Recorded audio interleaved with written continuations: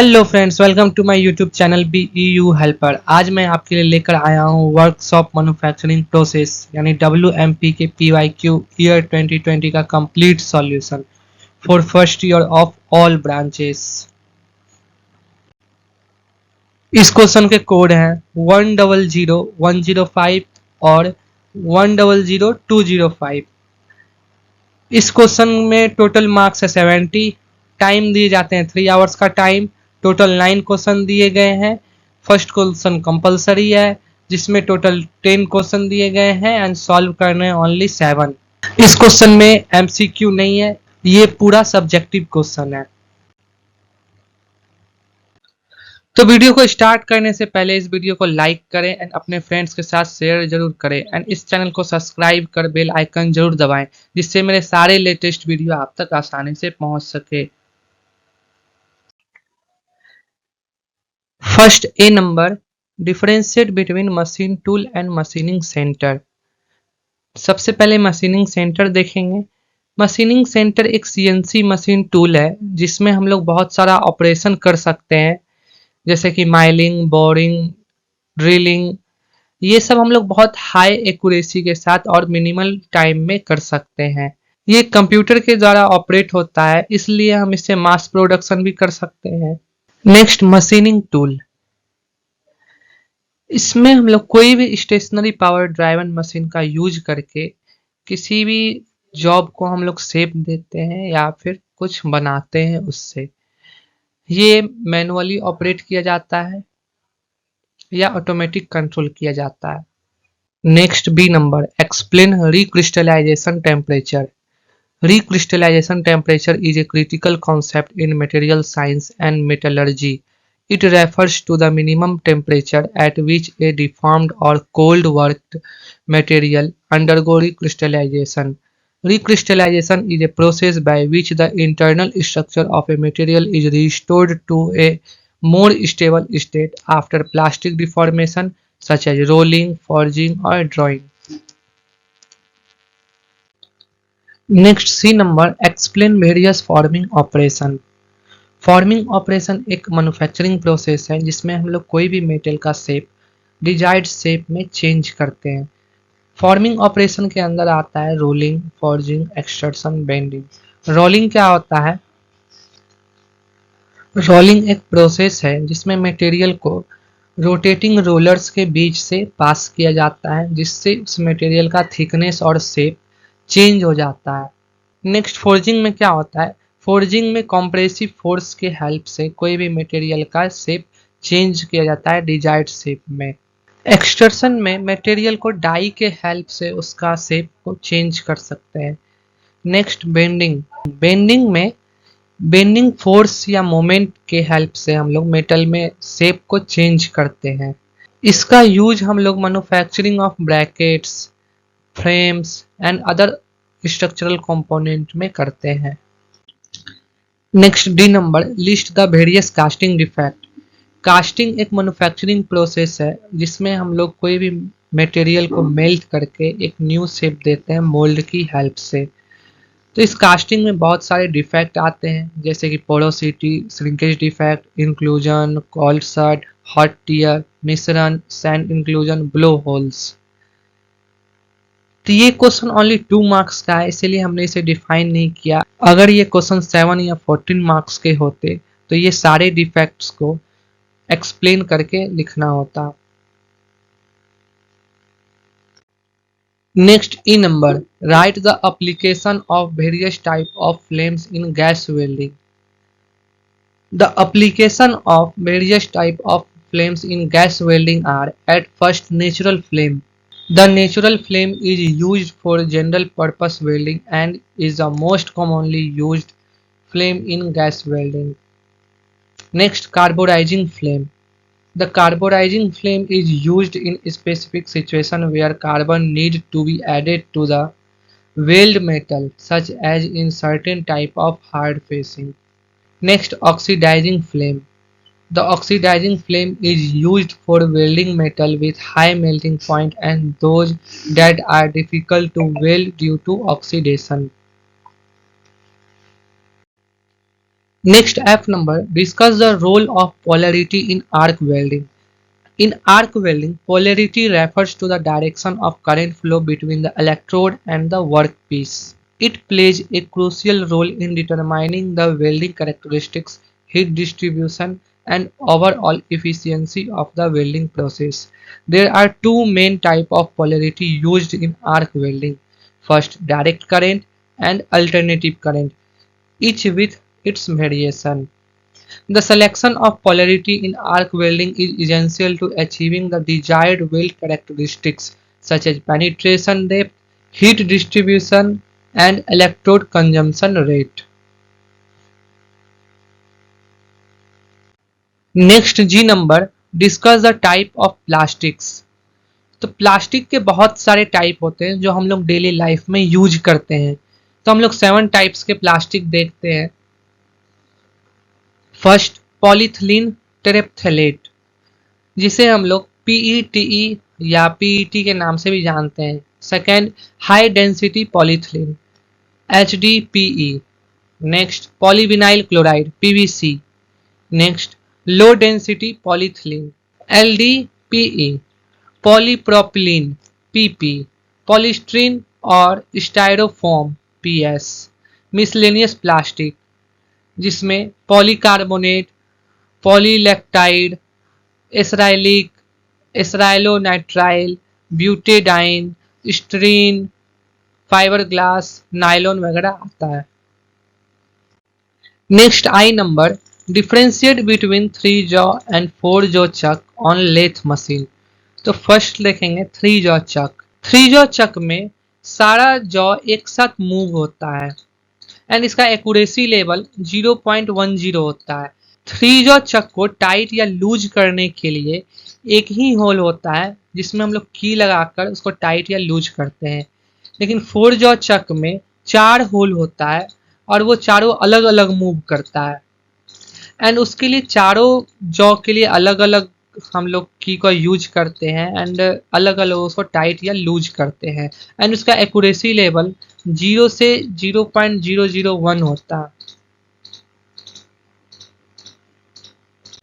Next J number, differentiate between live centre and dead centre on lathe machine.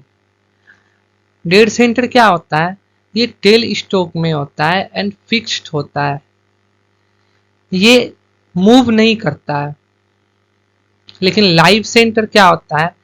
ये चक के पास होता है and ये हमेशा मूव करते रहता है ऑब्जेक्ट के साथ। लाइव सेंटर लेथ के स्पिंडल में माउंटेड होता है। Now second number, what do you understand by manufacturing processes? List the various manufacturing processes along with the suitable material used. किसी भी रॉ मटेरियल को फिनिश प्रोडक्ट तक पहुंचने के लिए सिस्टमेटिक स्टेप्स के सीरीज से गुजरना होता है या ऑपरेशन के सीरीज से गुजरना होता है, उसी सीरीज को मैन्युफैक्चरिंग प्रोसेसेस बोलते हैं।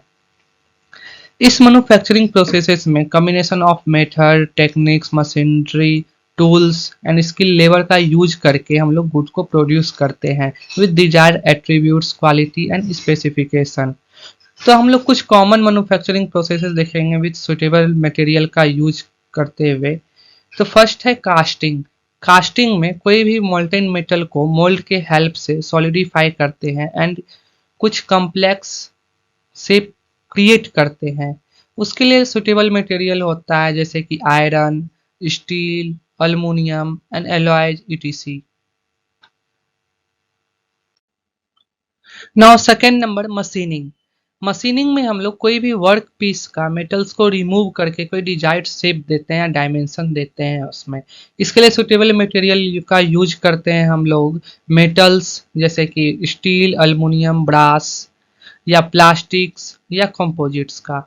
Next third number, forming. Forming में हम लोग फोर्स या प्रेशर या हीट अप्लाई करके किसी भी मटेरियल का रिशेप करते हैं। इसके लिए सुटेबल मटेरियल होता है जैसे कि मेटल शीट। मेटल शीट में जैसे बेंडिंग, स्टैंपिंग वगैरह प्रोसेस करते हैं।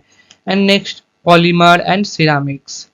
Now 4 number, welding. वेल्डिंग में हम लोग किसी भी दो मटेरियल को ज्वाइन करते हैं। इसके लिए सुटेबल मटेरियल होता है जैसे कि स्टील, अल्युमिनियम या उसके alloy. Now fifth, forging.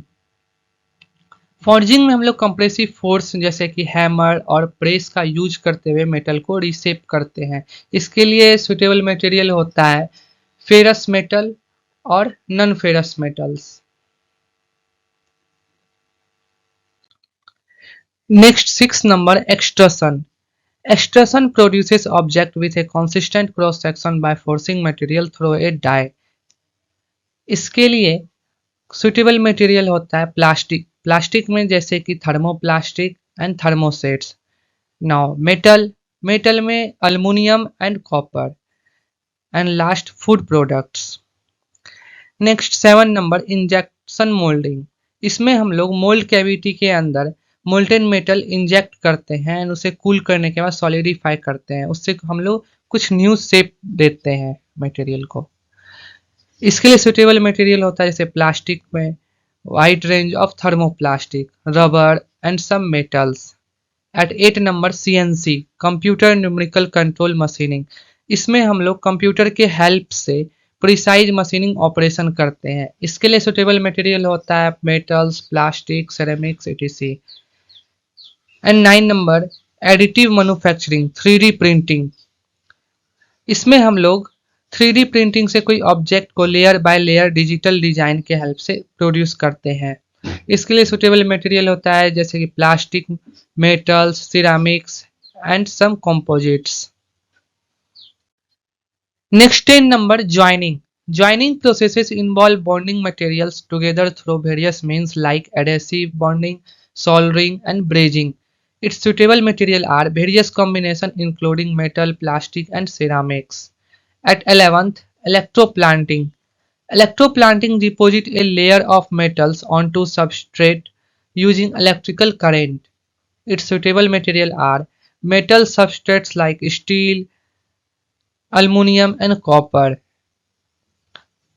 Next, 12 number power metallurgy. Power metallurgy compacts and sintered powered material to create complex shapes. Its suitable material metals and alloys. Now third number, what do you understand by CNC machine? Explain with neat sketch the working of any CNC machine. CNC machine means होता है computer numerical control machine. ये computer programming और numerical control के help से बहुत सारा operation करते हैं ऑटोमेटेड मैन्युफैक्चरिंग टूल के साथ। ये कोई भी टास्क को प्रिसाइजली इफिशियंसी के साथ करते हैं। सीएनसी मशीन को बहुत सारे कन्वेंशनल मशीनिंग प्रोसेस को रिप्लेस कर दिया है क्योंकि ये बहुत एक्यूरेटली काम करता है एंड कॉम्प्लेक्स शेप को बहुत अच्छे से देता है एंड ये मास प्रोडक्शन भी बहुत ज़्यादा लेवल पे कर सकता है। तो हम लोग सीएनसी माइलिंग मशीन का वर्किंग देखेंगे। सबसे पहले आता है उसमें डिजाइन एंड कैड। इसमें कंप्यूटर एडेड डिजाइन सॉफ्टवेयर के हेल्प से वर्क पीस के डायमेंशन को हम लोग सेट करते हैं और उसके ज्योमेट्री के बारे में हम लोग को मशीन को बताते हैं। ये स्केच है सीएनसी मशीन का। ये है हॉरिजेंटल सीएनसी माइलिंग मशीन, ये वर्टिकल सीएनसी माइलिंग मशीन। इसके कुछ पार्ट्स के नाम दिए गए हैं तो आप देख लेंगे। Next second number CAM software. The CAD design is important into computer aided manufacturing software where tool paths and machining strategies are generated. The CAM software converts the design into machine readable code जिसे G code भी कहते हैं। Next third number G code generation. The CAM software generates G code, a set of instructions that dictate the machine's movement and actions. G code includes commands for tool movement, spindle speed, feed rate, and more. Next, for CNC controller, the G code is loaded into the CNC machine controller. This controller consists of a computer and software that interprets the G code and translates it into machine movements. Next 5 number workpiece mounting. The workpiece, which could be metal block or other material, is mounted securely on the machine's work table using clamps or fixtures. Next 6 number tool selection and setup. A suitable cutting tool is selected based on the machining requirements. The tool is loaded into the machine's tools holder and properly calibrated. Next 7 number, initialization. The CNC machine is powered on and the operator initializes the system. The machine is positioned to its starting point, often referred to as the home position. Next 8 number, execution of G code. The operator selects the program corresponding to the part from the CNC interface. The CNC controller reads the G code and executes the command sequentially. Next 9 number, tool movement. The CNC machine's motors and actuators move the cutting tool along the specific path and depth according to the G code instruction. Next 10 number, machining operation. As the tool moves, it engages with the workpiece, removing material and create features like holes, slots or counters. Next 11 number, feedback and monitoring. Some CNC machines have sensor and probes that provide feedback on the machining process, ensuring accuracy and detecting any deviations. Next 12 number, completion and quality check. Once the machining is complete, the finished part is inspected to ensure it meets the desired specific and quality standards. Next 4 number, justify why cast iron is not preferred as suitable material for fitting operation. Explain the neat sketches, the various cutting and finishing tool used in fitting shop. Cast iron को fitting operation के लिए नहीं use किया जाता है, जिसके कुछ कारण दिए गए हैं। पहला है brittle nature. Cast iron other material के कंपेयर में ज़्यादा ब्रिटल होते हैं। इसके ब्रिटलनेस के कारण फिटिंग ऑपरेशन में बहुत ज़्यादा चैलेंजिंग आता है। जहाँ पे प्रिसाइज शेपिंग और एडजस्टमेंट का बात आती है, वहाँ ये कम रह जाता है। Second, difficulty in machining. Cast iron abrasive हो सकता है एंड इसके कुछ डस्ट पार्टिकल्स भी निकलते हैं, जिसके कारण से हेल्थ और सेफ्टी में भी वर्कर्स को प्रॉब्लम होता है। Next, lack of ductility. Cast iron में डक्टिलिटी की भी कमी होती है, जिसके कारण ये स्ट्रेस नहीं झेल पाता है।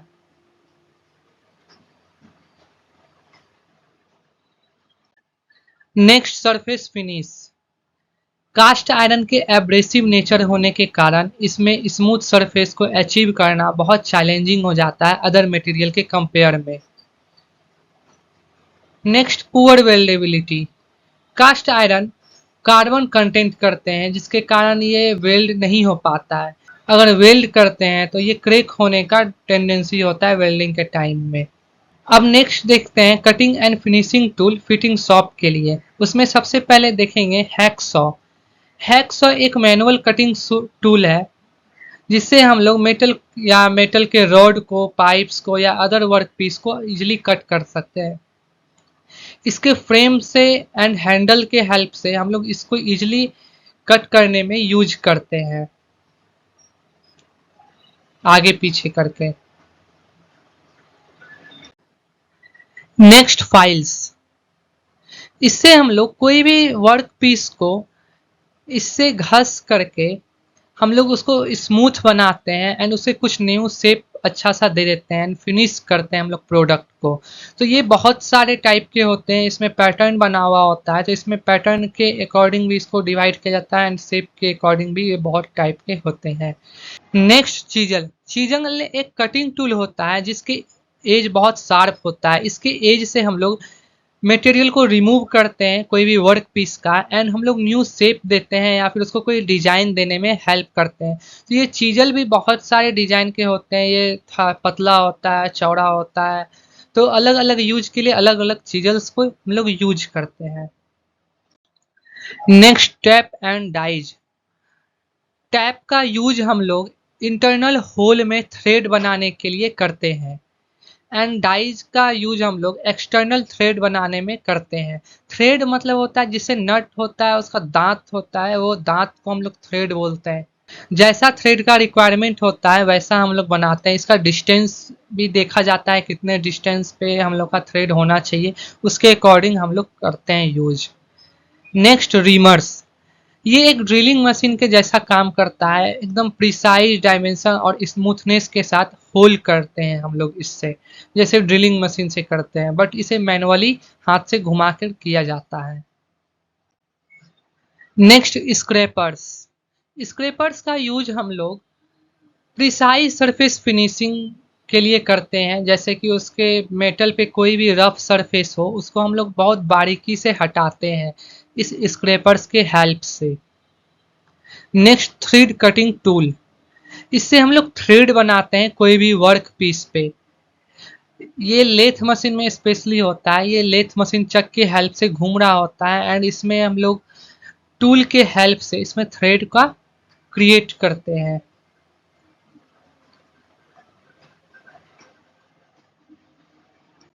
Next 5 number, explain any 2 tools used for following operation in carpentry. सबसे पहला, कटिंग। कटिंग के लिए सबसे पहला टूल हम लोग देखेंगे हैंड सॉ। हैंड सॉ क्या होता है, इससे हम लोग लकड़ी या फिर कोई भी मटेरियल को इजीली कट कर सकते हैं। ये पूरा स्ट्रेट कट बनाता है एंड इसके जो दांत होते हैं वो इस टाइप से डिजाइन होते हैं कि कोई भी चीज को आराम से ये कट कर सकता है एंड उसका रेशा उसमें फंसता नहीं है।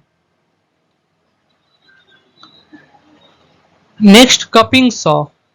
ये भी एक आरी होता है जिसका यूज हम लोग कोई भी घुमावदार या कोई भी राउंड शेप को कट करने के लिए हम लोग यूज करते हैं। इसका थिन ब्लेड होता है एंड इससे हम लोग इजीली कट कर सकते हैं टर्न करते हुए, या फिर कोई भी कॉम्प्लेक्स शेप देना हो उसमें भी यूज कर सकते हैं हम लोग इसको। Next, B number, finishing. Finishing में हम लोग सबसे पहले देखेंगे block plane.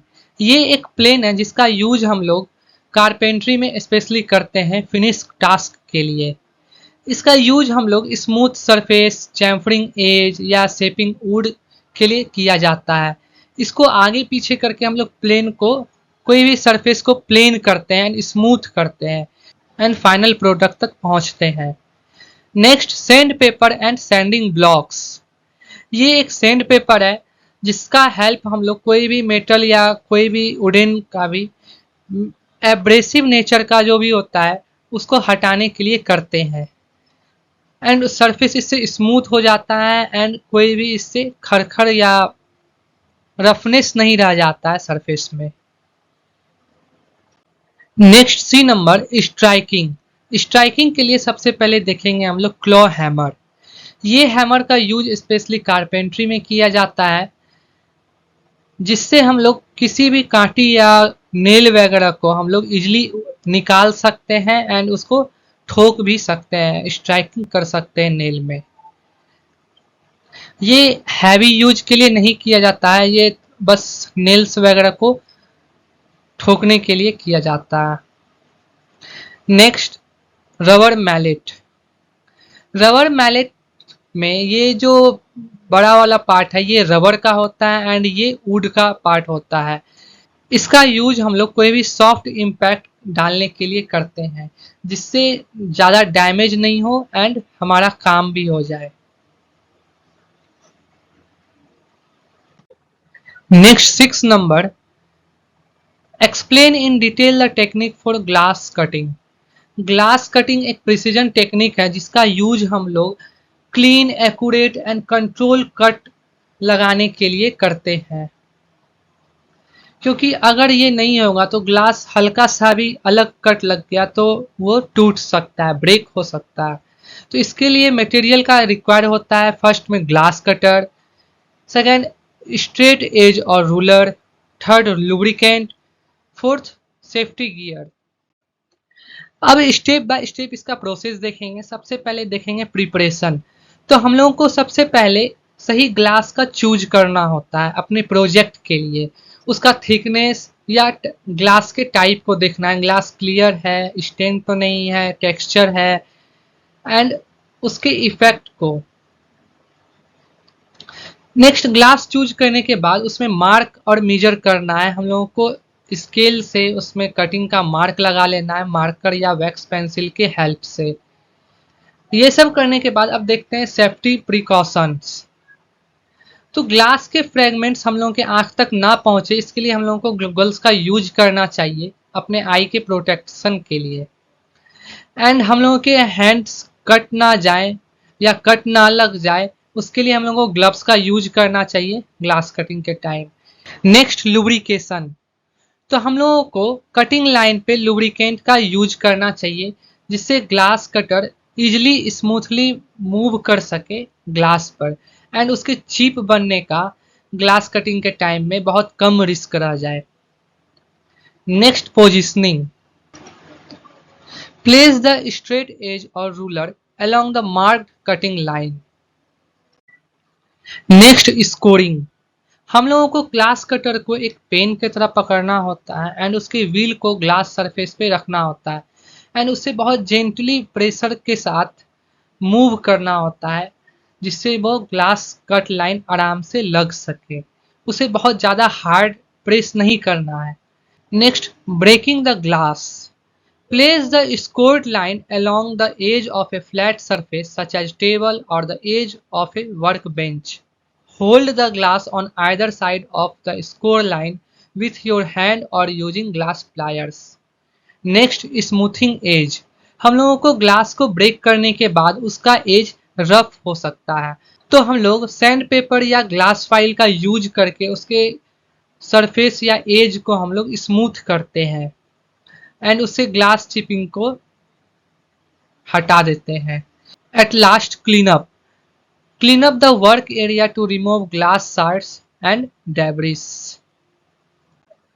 Next 7 number, explain with neat sketch the various elements of casting.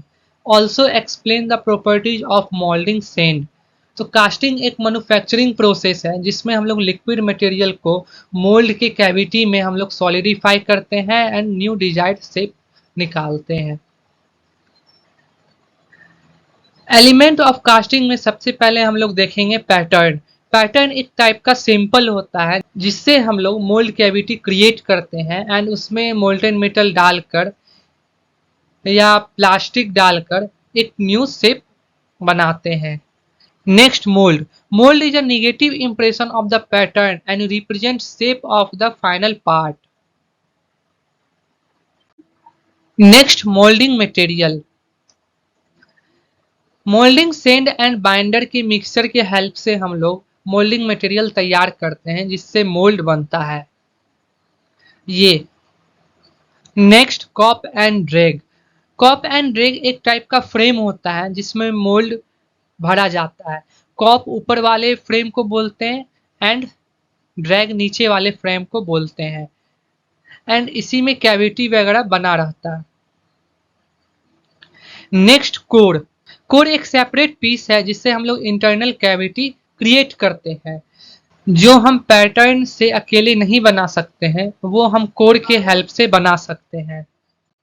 Next, gating system. The gating system consist of channel, sprue, runner and gates that guide the molten material from the pouring basin to the mold cavity.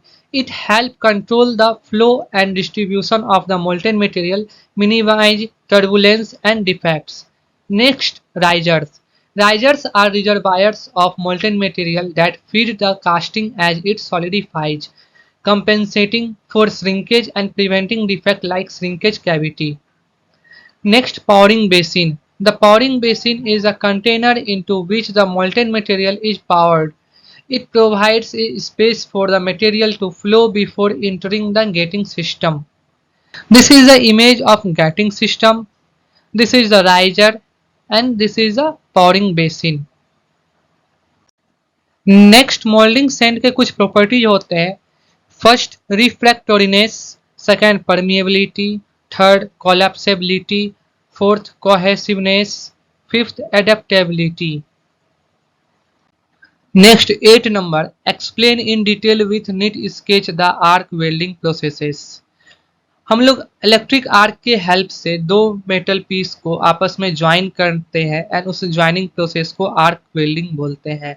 इस arc welding process में arc बहुत high intense का heat create होता है जिसे दो metal के बीच में लाया जाता है एंड उसे मेल्ट किया जाता है एंड उसे ज्वाइन करने के बाद उसे कूल किया जाता है एंड उसके बाद स्ट्रॉन्ग ज्वाइंट फॉर्म हो जाता है जिसे वेल्ड ज्वाइंट बोलते हैं। आर्क वेल्डिंग के पावर सोर्स के लिए हम लोग इलेक्ट्रिक करंट का यूज करते हैं। वो एसी करंट भी हो सकता है यानी अल्टरनेटिव करंट भी हो सकता है या डीसी करंट भी हो सकता है। सील्डिंग गैस, वेपर्स और स्लैग वेल्डिंग रीजन को प्रोटेक्ट करता है एटमॉस्फेरिक कॉन्टामिनेशन से। एंड ये आर्क वेल्डिंग मैनुअल भी हो सकता है, सेमी ऑटोमेटिक भी हो सकता है, फुल्ली ऑटोमेटेड भी हो सकता है। ये आर्क वेल्डिंग का सर्किट डायग्राम है। ये वेल्डिंग मशीन है।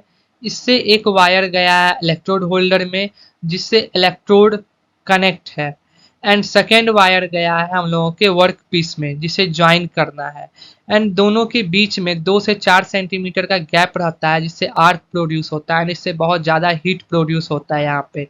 एंड ये इलेक्ट्रोड फिलर मटेरियल का भी काम करता है जिसके बीच में ये ज्वाइंट वेल्ड ज्वाइंट प्रोड्यूस होता है।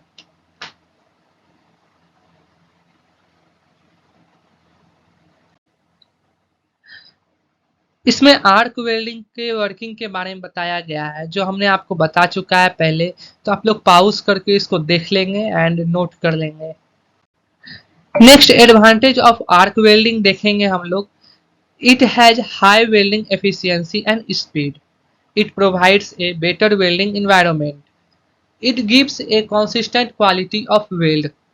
It forms a strong bond between the joint metal. It has simple welding equipment.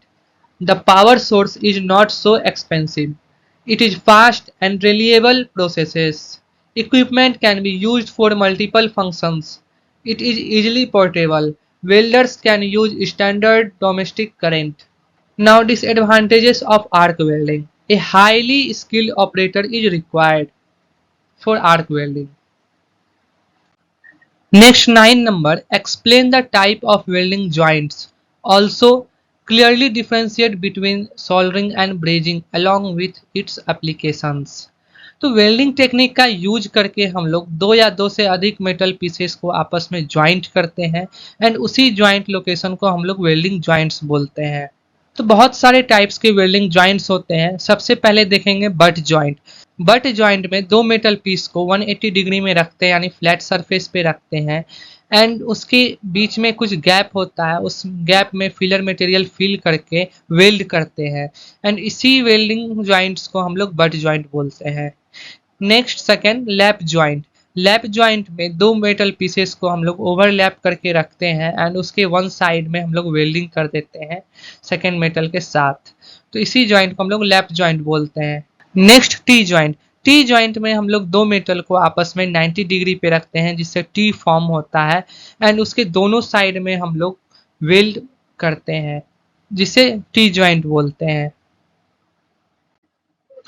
Next 4 number corner joint. इसमें हम लोग दो वर्क पीस को 90 डिग्री फॉर्म करते हैं कॉर्नर के पास एंड उसे ऊपर से भी या नीचे से भी फिलर मटेरियल के हेल्प से वेल्ड करते हैं जिसके साथ ये बहुत मजबूती से वेल्ड हो जाता है। Next 5 number edge joint.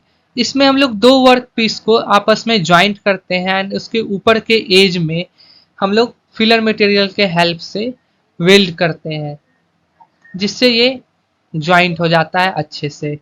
Next mitre joint. हम लोग कॉर्नर ज्वाइंट करते थे ऊपर नीचे रख के, लेकिन ये न्यू शेप देते हैं हम लोग ये कट करके कुछ एंगल पे जिसको दोनों मिला के ये 90 डिग्री फॉर्म करता है ये इस तरह से एंड इसके बीच में हम लोग वेल्ड कर देते हैं जिसे मीटर ज्वाइंट बोलते हैं। Next but joint with groove. But joint में हम लोग देखे थे कि हम लोग 180 डिग्री में रखते थे वर्क पीस को एंड या फ्लैट सरफेस पे रखते थे, उसके बीच में फिलर मटेरियल देते थे, लेकिन फिलर मटेरियल के लिए हम लोग कुछ शेप बना देते हैं जैसे V groove, square groove, bevel groove, J groove वगैरह शेप हम दे देते हैं एंड इसमें फिलर मटेरियल फिल करते हैं, उसके बाद वेल्ड हो जाता है ये कूलिंग होने के बाद।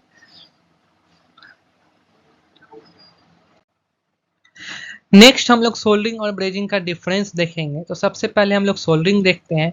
सोल्डरिंग यूजुअली लो टेम्परेचर पे वर्क करता है, यूजुअली 450 डिग्री सेल्सियस से बिलो। इसमें फिलर मटेरियल को हम लोग मेल्ट करके ज्वाइंट करते हैं। इसके लिए फिलर मटेरियल हम लोग मेटल एलॉय यूज करते हैं, जिसका मेल्टिंग पॉइंट बेस मटेरियल से बहुत कम होता है। इसका एप्लीकेशन देखेंगे। Soldering is used for joining delicate और heat sensitive material such as electric component, jewelry and small plumbing connections. Next हम लोग ब्रेजिंग देखेंगे। ब्रेजिंग यूजुअली सोल्डरिंग से थोड़ा हाई टेम्परेचर पे वर्क करता है, यूजुअली 450 डिग्री सेल्सियस से 900 डिग्री सेल्सियस तक। फिलर मटेरियल के लिए हम लोग ब्रेजिंग का यूज करते हैं, जिसे ब्रेजिंग एलॉय या ब्रेजिंग रॉड कहते हैं। ये as compare to solder high melting point होता है, बट बेस मटेरियल से ये भी कम होता है मेल्टिंग पॉइंट में। एंड इसका एप्लीकेशन देखेंगे। Brazing is used for joining materials that are thicker and can withstand higher temperatures such as automotive parts, plumbing system and certain metal assemblies. And thank you इस video को last तक देखने के लिए। I hope ये video आप लोगों के लिए बहुत हेल्पफुल होने वाली है। खासकर WMP सब्जेक्ट में बहुत सारे क्वेश्चन रिपीट होते हैं। मैंने 2 साल का प्रीवियस ईयर क्वेश्चन सॉल्व करके डाला हुआ है इसी चैनल पे, इसलिए आप लोग खुद ऑब्जर्व करेंगे बहुत सारे क्वेश्चन रिपीट होते हैं। एंड मैं इसी तरह के वीडियो लाने वाला हूँ इस चैनल पे, तो आप लोग प्लीज़ इस चैनल को सब्सक्राइब कर बेल आइकन दबा लें, जिससे मेरे सारे लेटेस्ट नोटिफिकेशन आप तक आसानी से पहुँच सके।